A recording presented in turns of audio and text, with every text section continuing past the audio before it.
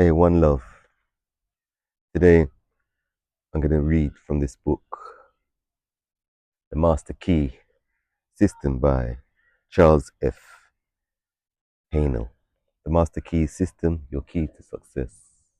I've never read this book before. It seems to me that in the early 1900s, there was a group of people who wanted to bring the truth to the world about human capabilities and, in particular, the capabilities of the subconscious mind and the powers latent within humanity. These people, it seems, were fought by members of secret societies who didn't want this information to be put out there. This book, The Master Key System, was banned, maybe not publicly, but it was ostracized and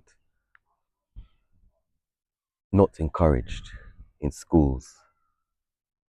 Church was against it, the state was against it. Books like The Kabbalion, The Master Key System, and other books, which contained information about the evolution of human consciousness, should really be taught in schools, should be taught to all humanity, because they hold the key to human evolution.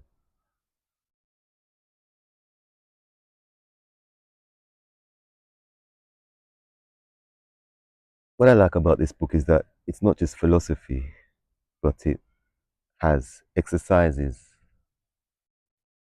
at the end, practical exercises, which help the information to sink deep down into the subconscious mind.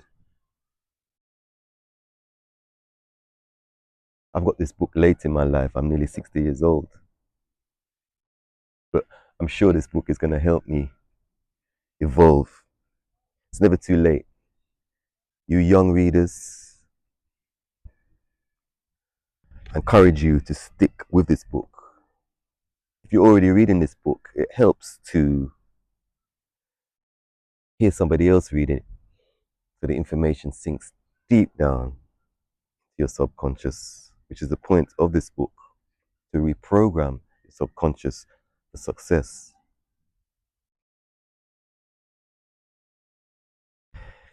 Introduction. Nature compels us to move through life. We could not remain stationary, however much we wished. Every right-thinking person wants not merely to move through life like a sound-producing, perambulating plant, but to develop, to improve, and to continue the development mentally to the close of physical life. This development can occur only through the improvement of the quality of individual thought and the ideals, actions, and conditions that arise as a consequence. Hence, a study of the creative processes of thought and how to apply them is of supreme importance to each one of us. This knowledge is the means whereby the volition of human life on earth may be hastened and uplifted in the process. Humanity ardently seeks the truth and explores every avenue to it. In this process, it has produced a special literature which ranges the whole gamut of thought, from the trivial to the sublime, up from divination through all the philosophies to the final lofty truth of the Master Key. The Master Key is here given to the world as a means of tapping the great cosmic intelligence and attracting from it that which corresponds to the ambitions and aspirations of each reader. Everything and institution we see around us, created by human agency, had first to exist as a thought in some human mind. Thought, therefore, is constructive. Human thought is the spiritual power of the cosmos operating through its creature, man. The Master Key instructs the reader how to use that power and use it both constructively and creatively. The things and conditions we desire to become realities, we must first create in thought. The master key explains and guides the process.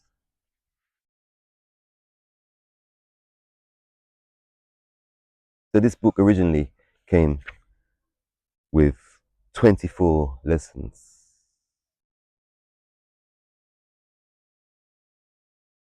which were to be read once a week.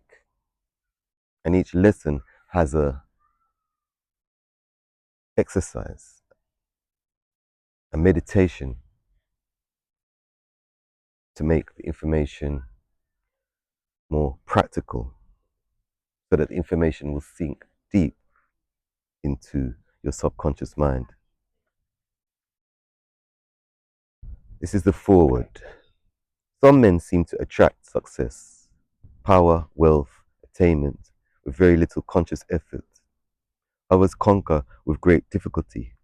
Still others fail altogether to reach their ambitions, desires, and ideals. Why is this so? Why should some men realize their ambitions easily, others with difficulty, and still others not at all? The cause cannot be physical, else the most perfect men physically would be the most successful. The difference, therefore, must be mental, must be in the mind. Hence, mind must be the creative force, must constitute sole difference between men. It is mind, therefore, which overcomes environment and every other obstacle in the path of men. When the creative power of thought is fully understood, its effect will be seen to be marvelous. But such results cannot be secured without proper application, diligence, and concentration. The student will find that the laws governing in the mental and spiritual world are as fixed and infallible as in the material world. To secure the desired results, then, it is necessary to know the law and to comply with it. A proper compliance with the law will be found to produce the desired result with invariable exactitude. The student who learns that power comes from within, that he is weak only because he has depended on help from outside, and who unhesitatingly throws himself on his own thought, instantly rights himself, stands erect, assumes a dominant attitude, and works miracles. It is evident, therefore, that he who fails to fully investigate and take advantage of the wonderful progress which is being made in this last and greatest science will soon be as far behind as the man who would refuse to acknowledge and accept the benefits which have accrued to mankind through an understanding of the laws of electricity. Of course, mind creates negative conditions just as readily as favorable conditions. And when we consciously or unconsciously visualize every kind of lack, limitation, and discord, we create these conditions. This is what many are unconsciously doing all the time. This law, as well as every other law, is no respecter of persons, but is constant operation and is relentlessly bringing to each individual exactly what he has created. In other words, whatsoever a man soweth, that shall he also reap.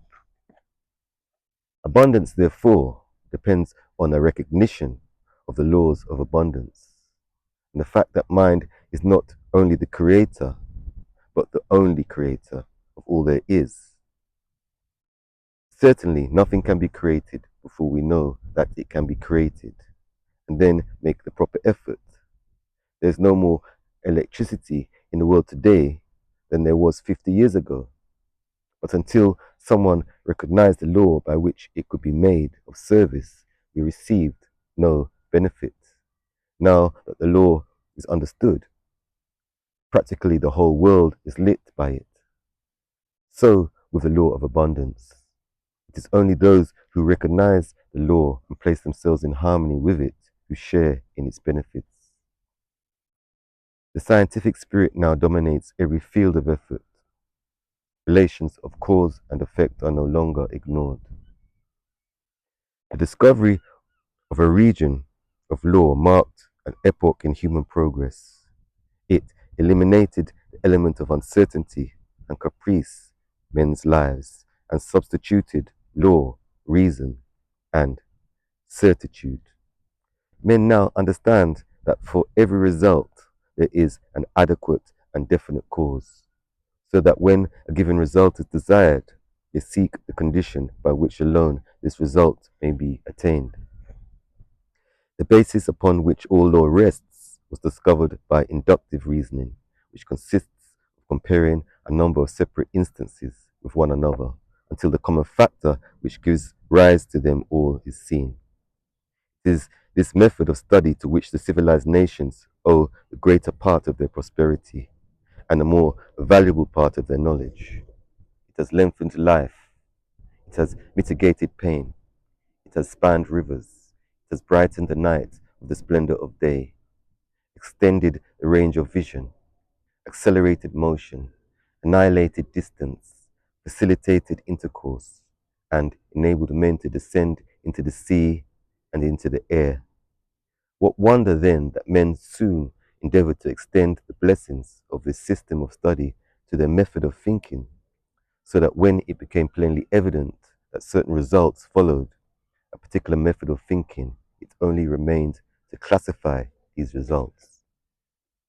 This is method, scientific, and it is the only method by which we shall be permitted to retain that degree of liberty and freedom which we have been accustomed to look upon as an inalienable right, because a people is safe at home and in the world only if national preparedness means such things as growing surplus of health, accumulated efficiency in public and private business of whatever sort, continuous advance in the science and art of acting together, and the increasing dominant endeavor to make all of these and all other aspects of national development center and revolve about sending life, single and collective, for which science, art, and ethics furnish guiding and controlling motives.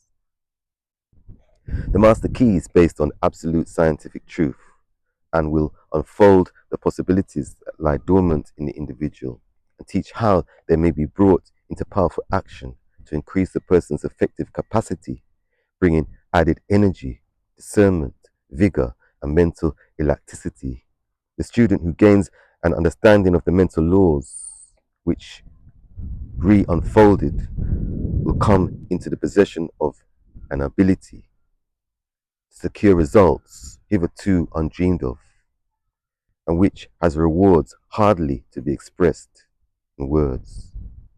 It explains the correct use of both the receptive and active elements of the mental nature and instructs the student in the recognition of opportunity. It strengthens the will and reasoning powers and teaches the cultivation and best use of imagination, desire, the emotions, and the intuitional faculty. It gives initiative, tenacity of purpose, wisdom of choice, intelligent sympathy, and thorough enjoyment of life on its higher planes. The master key teaches the use of mind power, true mind power, not any of the substitutes and perversions. It has nothing to do with hypnotism, magic, or any of the more or less fascinating deceptions by which many are led to think that something can be had from nothing. The master key cultivates and develops understanding which will enable you to control the body and thereby the health. It improves and strengthens the memory. It develops insight, the kind of insight which is so rare, the kind which is the distinguishing characteristic of every successful businessman, the kind which enables men to see the possibilities as well as the difficulties in every situation, the kind which enables men to discern opportunity close at hand. For thousands fail to see opportunities almost within their grasp, while they are industriously working with situations which under no possibility can be made to realize any substantial return. The master key develops mental power, which means the other instinctively recognize that you are a person of force, of character, that they want to do what you want them to do. It means that you attract men and things to you, that you are what some people call lucky, that things come your way, that you have come into an understanding of the fundamental laws of nature and have put yourself in harmony with them, that you are in tune with infinite, that you understand the law of attraction, the natural laws of growth, and the psychological laws on which all advantageous in the social and business world rest. Mental power is creative power. It gives you the ability to create for yourself. It does not mean the ability to take something away from someone else. Nature never does things that way. Nature makes two blades for grass grow, where one grew before, and mind power enables men to do the same thing. The master key develops insight and sagacity, increased independence, the ability and disposition to help people. It destroys distrust, depression, fear, melancholia, and every form of lack, limitation, and weakness, including pain and disease. It awakens buried talents, supplies initiative, force, energy, vitality. It awakens an appreciation of the beautiful in art, literature, and science. It has changed the lives of thousands of men and women by substituting definite principles for uncertain and hazy methods, and principles for the foundation upon which every system of efficiency must rest. Elbert Gary, the chairman of the United States Steel Corporation, said, "The services of advisors, instructors, efficiency experts in successful management are indispensable to most business enterprises of magnitude. But I deem the recognition and adoption of right principles vastly more important. The master key teaches right principles and suggests methods for making a practical application of the principles, in that it differs from every other course of study. It teaches that the only possible value which can attach to any principle is in its application. Many read books, take home study courses, attend lectures all their lives without ever making any progress in demonstrating the value of the principles involved. The master key suggests methods by which the value of the principles taught may be demonstrated and put in actual practice in the daily experience. There is a change in the thought of the world. This change is silently transpiring in our midst and is more important than any which the world has undergone since the downfall of paganism. The present revolution in the opinions of all classes of men, highest and most cultured of men, as well as those of the laboring class, stands unparalleled in the history of the world. Science has of late made such vast discoveries, has revealed such an infinity of resources, has unveiled such enormous possibilities and such unsuspected forces that scientific men more and more hesitate to affirm certain theories as established and indubitable, or to deny certain other theories as absurd or impossible. And so a new civilization is being born. Customs, creeds, and cruelty are passing. Vision, faith, and service are taking their place. The fetters of tradition are being melted off from humanity. And as the dross of materialism is being consumed, thought is being liberated, and truth is rising fully orbed before and astonished multitude. The whole world is on the eve of a new consciousness, a new power, and a new consciousness, a new power, and a new realization of the resources within the self. The last century saw the most magnificent material progress in history. The present century will produce the greatest progress in mental and spiritual power. Physical science has resolved matter into molecules, molecules into atoms, atoms into energy, and it has remained for Sir Ambrose Fleming in an address before the Royal Institution to resolve this energy into mind. He says, in its ultimate essence, energy may be incomprehensible by us except as an exhibition of the direct operation of that which we call mind or will. Let us see what are the most powerful forces in nature. In the mineral world, everything is solid and fixed. In the animal and vegetable kingdom, it is in a state of flux, forever changing, always being created and recreated. In the atmosphere, we find heat, light, and energy. Each realm becomes finer and more spiritual as we pass from the visible to the invisible, from the coarse to the fine, from the low potentiality to the high potentiality. When we reach the invisible, we find energy in its purest and most volatile state. And as the most powerful forces of nature are the invisible forces, so we find that the most powerful forces of man are his invisible forces, his spiritual force.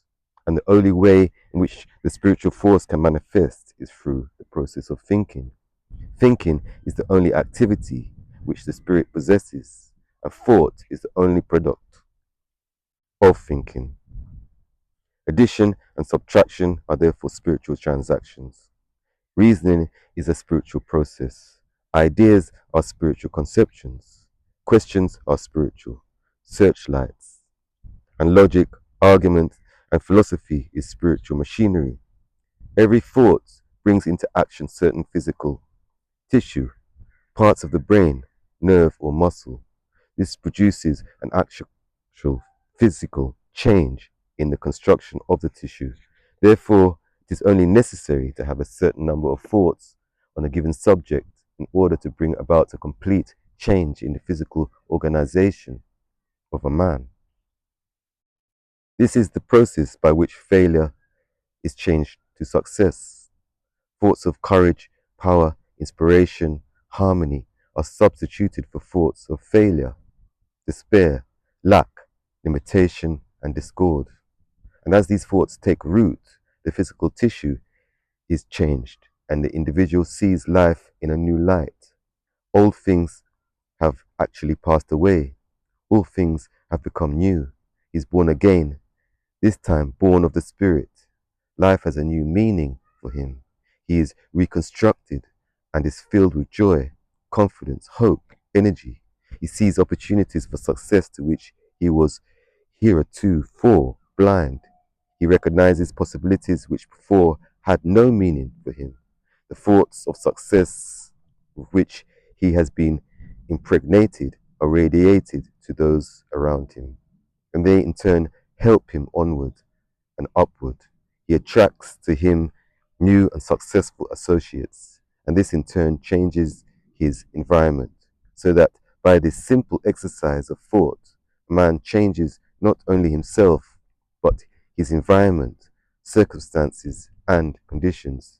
You will see, you must see, that we are at the dawn of a new day, that the possibilities are so wonderful, so fascinating, so limitless as to be almost bewildering.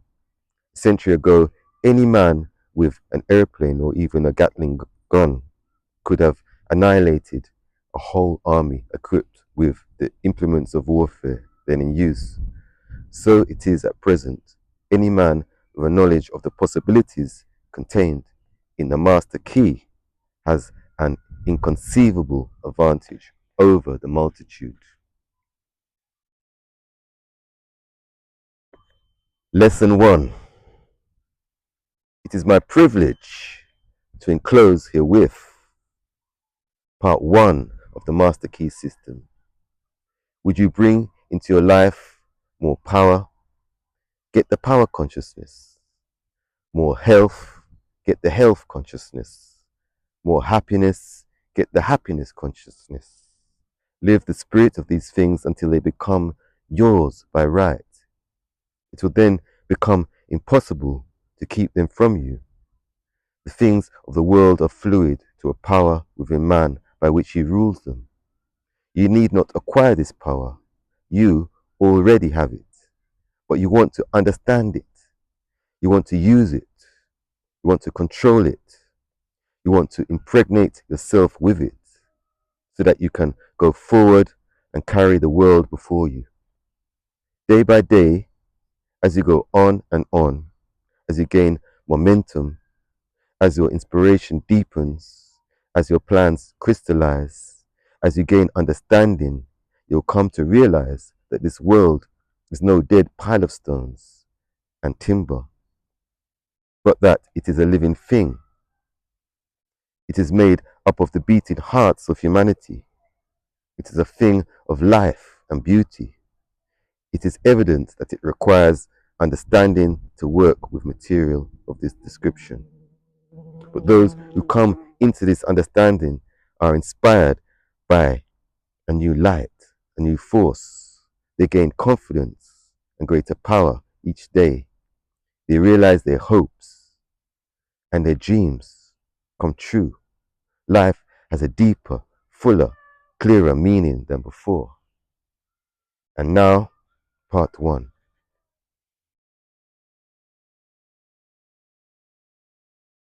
Okay, so here's where it starts, part one.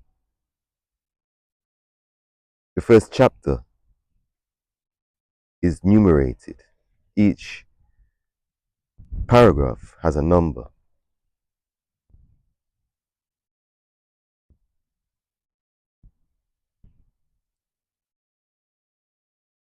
Numeration 1. That much gathers more is true on every plane of existence, and that loss leads to greater loss is equally true. Isn't that so true? I think what he's saying here is that what we focus on within our minds attracts more of the same thing. This is a summary of the law of attraction. Numeration 2. Mind is creative, and conditions, environment, and all experiences in life are the result of our habitual or predominant mental attitude. Numeration 3. The attitude of mind necessarily depends upon what we think. Therefore, the secret of all power, all achievement, and all possession depends upon our method of thinking. Numeration 4. This is true because we must be before we can do, and we can do only to the extent which we are, and what we are depends upon what we think. Numeration 5. We cannot express powers that we do not possess. The only way by which we may secure possession of power is to become conscious of power, and we can never become conscious of power until we learn that all power is from within. Numeration 6. There is a world within, a world of thought and feeling and power, of light and life and beauty. And although invisible, its forces are mighty. Numeration 7. The world within is governed by mind. When we discover this world, we shall find the solution for every problem, the cause for every effect. And since the world within is subject to our control. All laws of power and possession are also within our control. Numeration 8. The world without is a reflection of the world within. What appears without is what has been found within. In the world within may be found infinite wisdom, infinite power, infinite supply, all that is necessary, waiting for unfoldment, development, and expression. If we recognize these potentialities in the world within, they will take form in the world without. 9. Harmony in the world within will be reflected in the world without. By harmonious conditions, agreeable surroundings, the best of everything, it is the foundation of health and a necessary essential to all greatness, all power, all attainment, all achievement, and all success. 10. Harmony in the world within means the ability to control our thoughts and to determine for ourselves how any experience is to affect us. 11. Harmony in the world within results in optimism and affluence. Affluence within results in affluence without. 12. The world without reflects the circumstances and the conditions of the consciousness within. 13. If we find wisdom in the world within, we shall have the understanding to discern the marvelous possibilities that are latent in this world within, and we shall be given the power to make these possibilities manifest in the world without. 14. As we become conscious, the wisdom in the world within, we mentally take possession of this wisdom. And by taking mental possession, we become into actual possession of the power and wisdom necessary to bring into manifestation the essentials necessary for our most complete and harmonious development. 15. The world within is the practical world in which the men and women of power generate courage, hope, enthusiasm, confidence, trust, and faith by practical skill to make the vision real. 16. Life is an unfoldment, not accretion. What comes to us in the world without is what we already possess in the world within. 17. All possession is based on consciousness. All gain is a result of an accumulative consciousness. All loss is a result of a scattering consciousness. 18. Mental efficiency is contingent upon harmony. Discord means confusion. Therefore, he who would acquire power must be in harmony with natural law. 19. We are related to the world without by the objective mind. The brain is the organ of this mind, and the cerebrospinal system of nerves puts us in conscious communication with every part of the body. This system of nerves responds to every sensation of light, heat, odor, sound, and taste. 20. When this mind thinks correctly, when it understands the truth, when the thoughts sent through the cerebrospinal nervous system to the body are constructive, these sensations are pleasant, harmonious. 21. The result is that we build strength, vitality, and all constructive forces into our body.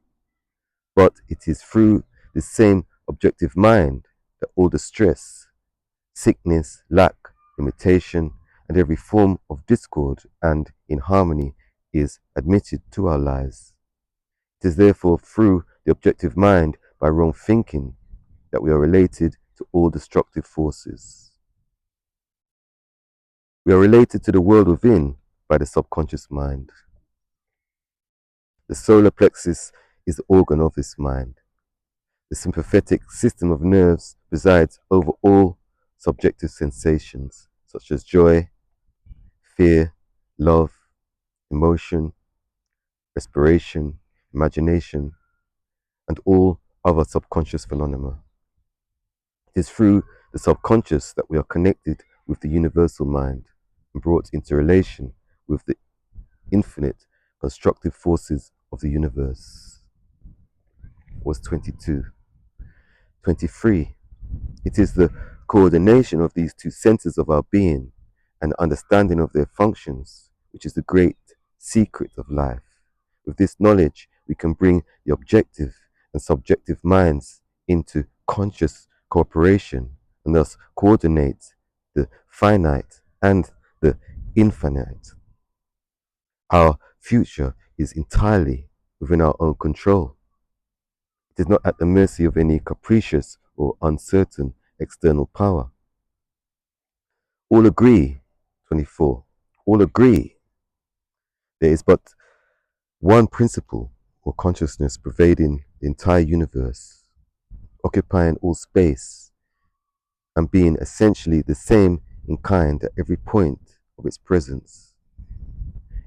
It is all powerful, all wisdom, and always present. All thoughts and things are within itself. It is all in all. 25. There is but one consciousness in the universe able to think. And when it thinks, its thoughts become objective things to it. As this consciousness is omnipresent, it must be present within every individual. Each individual must be a manifestation of that omnipotent, omniscient, and omnipresent consciousness. 26. As there is only one consciousness in the universe that is able to think, it necessarily follows that your consciousness is identical with the universal consciousness, or in other words, all is mind, one mind. There's no dodging this conclusion. 27. The consciousness that focuses in your brain cells is the same consciousness which focuses in the brain cells of every other individual. Each individual is but the individualization of the universal, the cosmic mind. 28. The universal mind is static or potential energy. It simply is. It can manifest only through the individual, and the individual can manifest only through the universal. They are one. 29. The ability of the individual to think is his ability to act on the universal and bring it into manifestation. Human consciousness consists only in the ability of man to think. Mind in itself is believed to be a subtle form of static energy from which arises the activities called thought, which is the dynamic phase of mind. Mind is static energy. Thought is dynamic energy, the two phases of the same thing.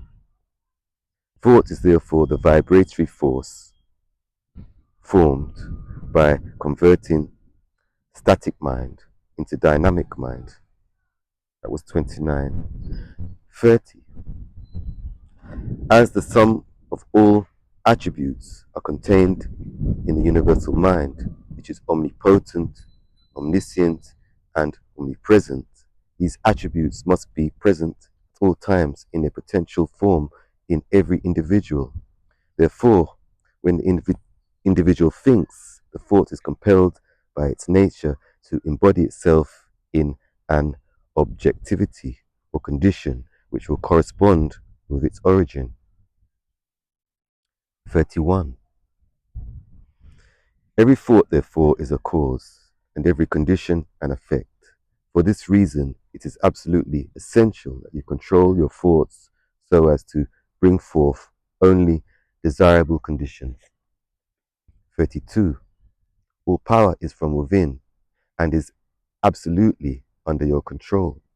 It comes through exact knowledge and by the voluntary exercises of exact principles. 33. It should be plain that when you acquire a thorough understanding of this law and are able to control your thought processes, you can apply it to any condition. In other words, you will have come into conscious cooperation with omnipotent law, which is the fundamental basis of all things. 34. The universal mind is the life principle of every atom which is in existence.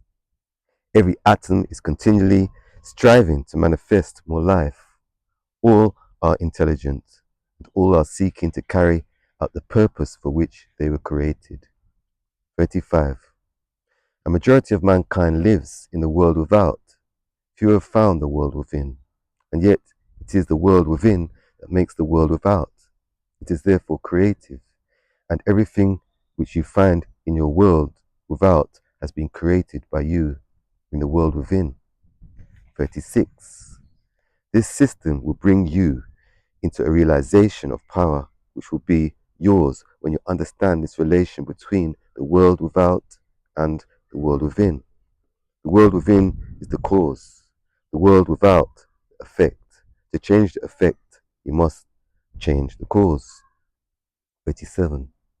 You'll at once see that this is a radically new and different idea.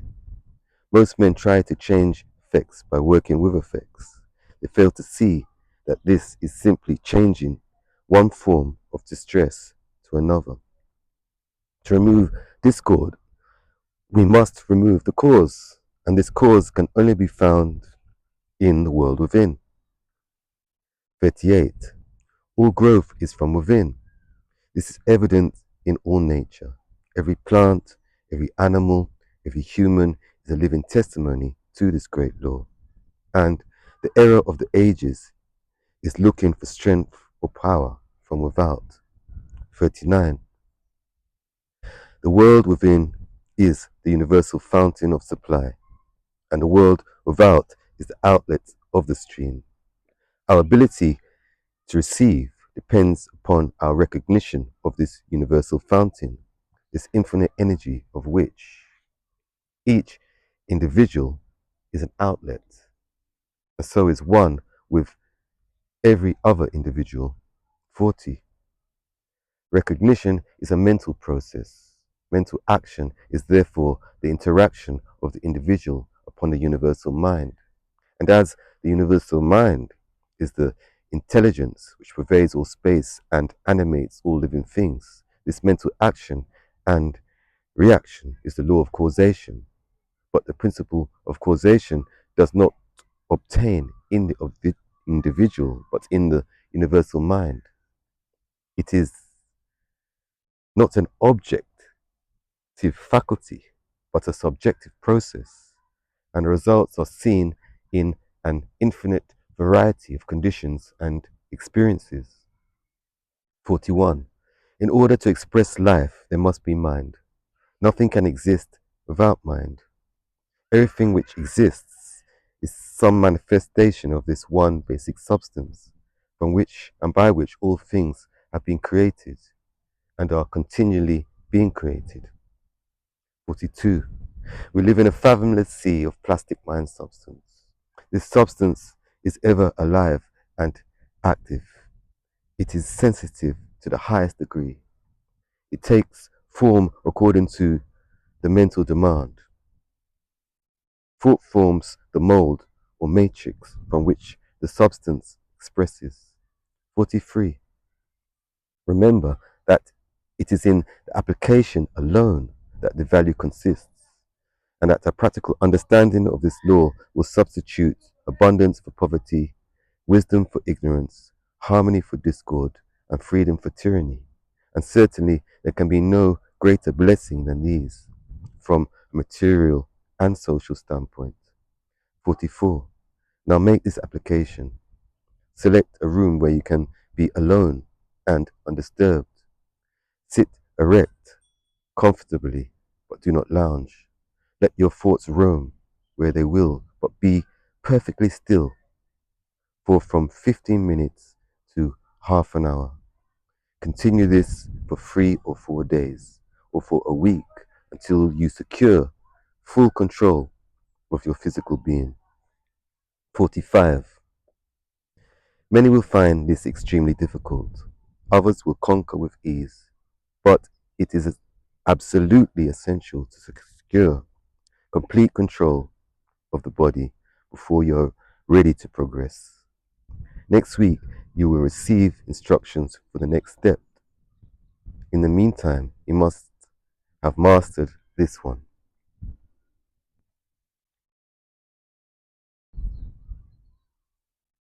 Okay, so that's the end of part one. But there are study questions with answers. Part one, study questions with answers. 1. What is the world without in its relation to the world within? The world without is a reflection of the world within. 2. Upon what does all possession depend? All possession is based on consciousness. 3. How is the individual related to the objective world? The individual is related to the objective world by the objective mind. The brain is the organ of this mind. 4. How is he related to the universal mind? Is related to the universal mind by the subconscious mind. The solar plexus is the organ of this mind. 5.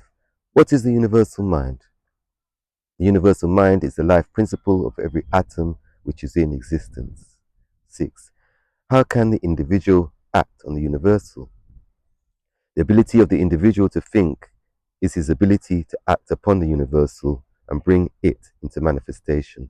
7. What is the result of this action and interaction?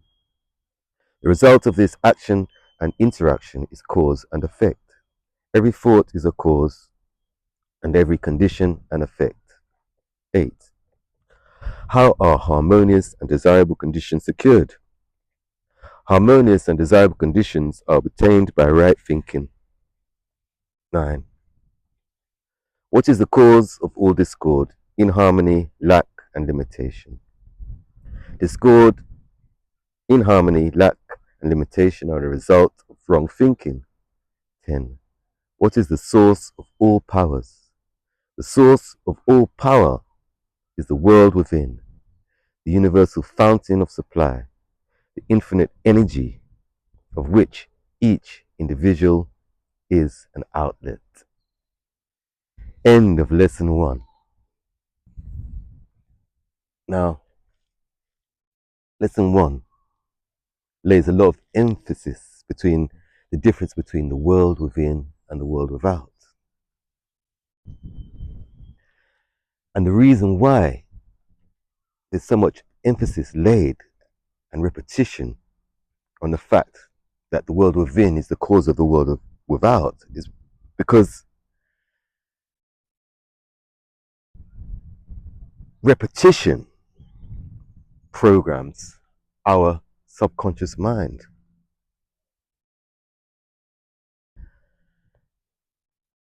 And by repeating this fact over and over again, we are in fact reprogramming our subconscious mind. Our subconscious mind is programmed by repetition. That's why it's so important to read this chapter over and over again. I've read this chapter twice daily now for 1 week because I want it to seek deep down into my mind and become who I am, become habitual. This is how we program our subconscious mind. This is why this book is so good. At the end of the chapter, we are told to practice keeping still.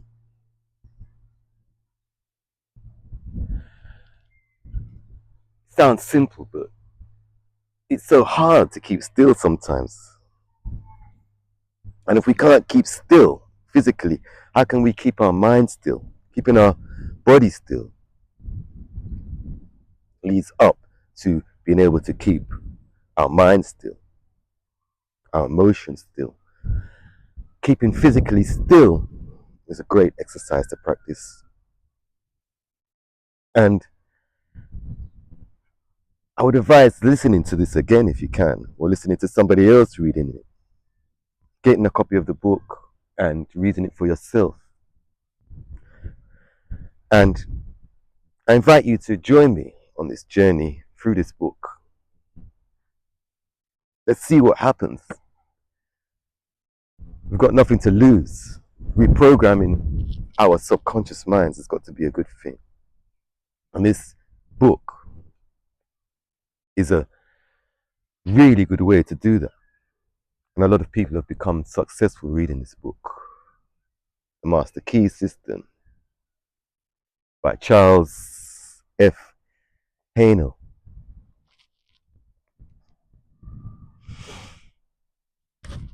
Peace and love.